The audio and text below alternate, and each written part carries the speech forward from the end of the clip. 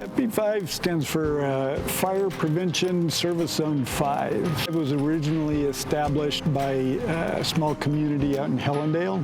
1,022 voters voted to impose an extra tax to enhance fire services. In 2018, the special tax was imposed on the entire county. Over 96% of the landmass and over 1 million citizens are now under that special tax zone. They're all paying, I think it's going to be 160-ish a year extra, and it was done so without a vote of the people. California law requires a 2/3 vote approval for a special tax, but this was imposed. They didn't get a chance to vote. 1 year ago tomorrow, the 2nd District Supervisor made a short but eloquent speech on behalf of unincorporated residents concerning FP5. In part, the supervisor stated, unincorporated residents want to have a voice and a vote in what taxes they are paying. Rather than heeding that advice, the board chose to expand FP5 and impose the tax, rather than submit it to the voters as required by the California Constitution. Extra fire tax, which I wish you could please just put it to the people to vote on, to see if it's necessary, because it seems like we're always paying for services that we don't even get. Like, I give money for the firefighters. They deserve money, but it seems like nobody has any, except for these taxes keep coming up, and the people that have a lot of badges and whatever, they get more and more money, and they don't even need it. So, thank you. Please consider putting it to the vote to the people. That's all I have to say.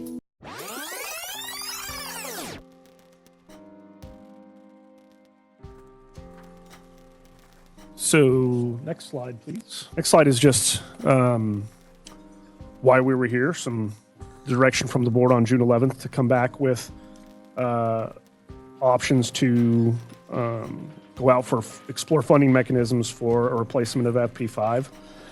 I do want to point out, though, that it gets a little more complicated than that. There are 3 things that we probably need to consider throughout the discussion today. What does the sunset of FP5 really mean? And I'll get into that in more detail. What is the amount of replacement revenue that we're trying to generate? And then what type of replacement tax would you like to get out in front of the voters? And we have a few options there. So the last slide is the different options that we have for replacement revenue. And there's 5 listed here, but really it's kind of 3 general ones. There's the 2 parcel taxes, the parcel tax and the fire tax, which are largely the same thing. They're just in different code sections, but the flexibility of each is very similar, so I'll address them as one. There's a community facilities district whose it's largely would act the same way as a parcel tax, but it's got a little more care and feeding. So if we're going to go with one of those 3, I would suggest we focus on the parcel tax anyway. They share all the same flexibility. And then there's the last 2, which are very similar. The transaction tax, which is very similar to a sales tax. It's the same thing that SBCTA has. The way it's calculated is slightly different, but it changes a couple of the rules about how the money is distributed, but generally it's our way of getting to a local sales tax. It's like trying to handle Jell-O here. It goes all over the place no matter where you go to try to contain it. I'm trying to figure out, how do we salvage FP5 in a manner in which we are able to talk to the taxpayer very clearly and say, especially to the north and the south desert, which is the hardest hit, say, this is your circumstance as property owners. This is what your situation is. You decide, and I know I was told when I asked this originally back a year or 2 years ago, that it wasn't doable, but we weren't in this position then as we are now. Is it possible to have them decide? And if they do not want to pay, they don't pay. when they see a couple of buildings burned down or a couple of emergencies not answered in a timely manner because they're going to be functioning under their financial capacity, then I think we can begin to have a better response or an increased interest in saying, hey, Mr. and Mrs. County, would you have a meeting with us, and we'd like to work something out. I don't know if that's possible. All I know is that I'm not willing to have FP5 go down in flames. Hi, Jim Gregoli, President, Local 935, San Bernardino County Firefighters. I'm just going to go back a little bit on our history here. FP5, when wasn't a just spur of the moment thing. This had been something that we had talked about with the board for 5 years, back when Chief Hartwig was here. We had spoke with you about a stable financial funding sources. What we had at the time was a growing number in what we were asking for the board out of their general fund. It was an uncontrollable amount, and we had to find a stable funding source. FP5 brought that stable funding source. It works. What we were facing was, prior to that, was the ability for me to come up here, or Chief Hartwig to come up here prior to that, to ask for funding every year from the board just to survive. That cannot be an option for public safety. We were literally begging for our existence every year. We didn't turn around. There was many things during that time, during that 5-year process, that we looked at to try to find a stable funding source. What ended up coming out was the most fair and equitable thing, and that ended up being FP5. It was successful with a 1% protest vote. It went through not only the city of San Bernardino, the city of Upland Annexation, the city of Needles, the city of 29 Palms, and of course the unincorporated area, all with 1% protest votes. And yet we're arguing about something that was stable.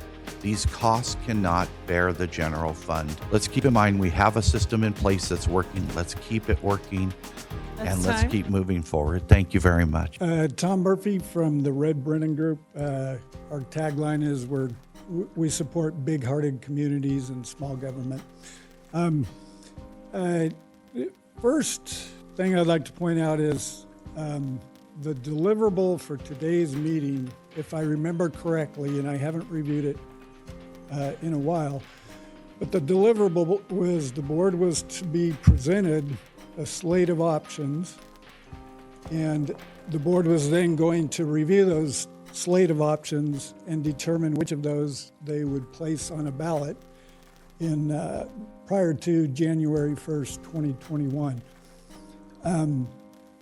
Also, combined with that, there should have been a date when a recommendation when the FP5 would sunset.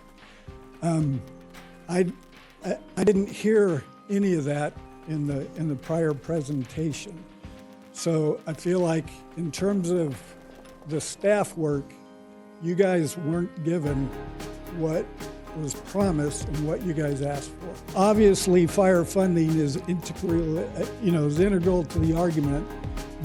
The bottom line issue here is the issue of taxation in accordance with the California Constitution. The Constitution is clear that if a tax is imposed or extended, a 2/3 vote is required. There's only 1,022 voters in Hellendale that approved this tax in accordance with the 2/3 requirement.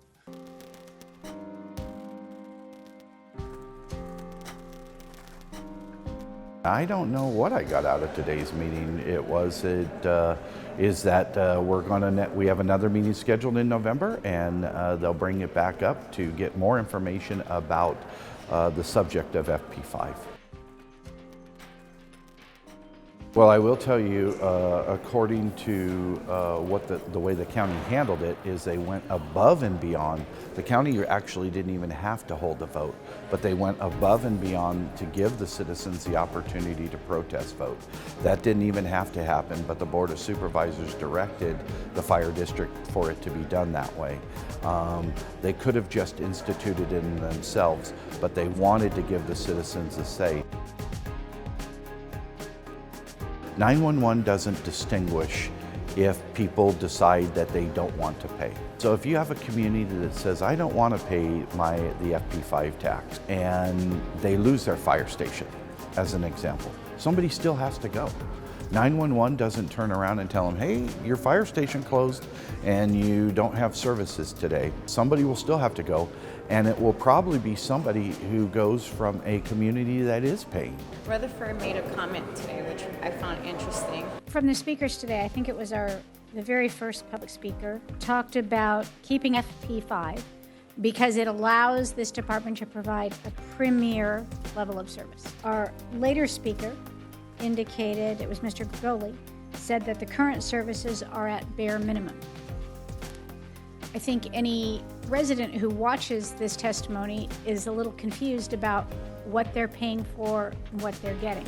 That's one of our challenges. If you paid this level of tax, is it getting you premier or is it getting you bare minimum price? So what I meant by my statement, but I'll talk about premier level of service. Premier level of service is a service that the firefighters provide to the community. So like I said, whether it takes us 5 minutes to get to your house or 20 minutes to get to your house, we're going to provide that premier level of service to you. That was the first part. What I talked about, the bare minimum level of services. Do you know there's areas in our county today that people wait over 2 hours to get a fire service? That is not a quality level of service. Nobody should wait that long. Everybody who's in this county deserves a service level that meets requirements.